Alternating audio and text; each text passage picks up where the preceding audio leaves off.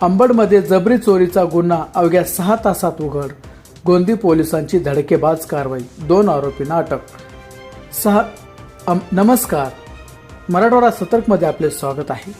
अंबड तालुक्यात घडलेल्या जबरी चोरीच्या गुन्ह्याचा अवघ्या 6 तासात छडा लावत गोंदी पोलिसांनी उल्लेखनीय कामगिरी केली आहे.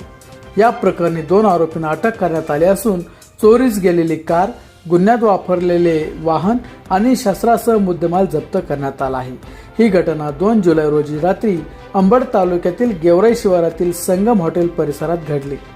तांत्रिक तपास आणि गोपनीय माहितीच्या आधारे पोलिसांनी छत्रपती संभाजीनगर परिसरातून 2 संशयितांना ताब्यात घेतले. चौकशी दरम्यान त्यांनी गुन्ह्याची कबुली दिल्यानंतर चोरीस गेलेली स्विफ्ट डिझायर कार, गुन्ह्यात वापरण्यात आलेली i20 कार, 1 लोखंडी तलवार, 1 पिस्तूल आणि 4 जिवंत काडतुसे जप्त करण्यात आले आहे.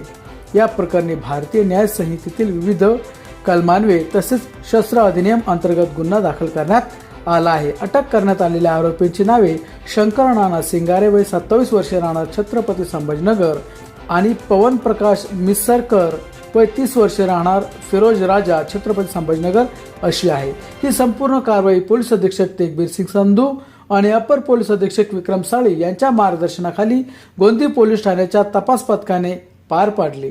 अशाच ताज्या आणि विश्वासार्ह जालना जिल्ह्यातील बातम्यांसाठी आमच्या चॅनलला सबस्क्राईब करा, व्हिडिओला लाईक करा आणि शेअर करायला विसरू नका. धन्यवाद.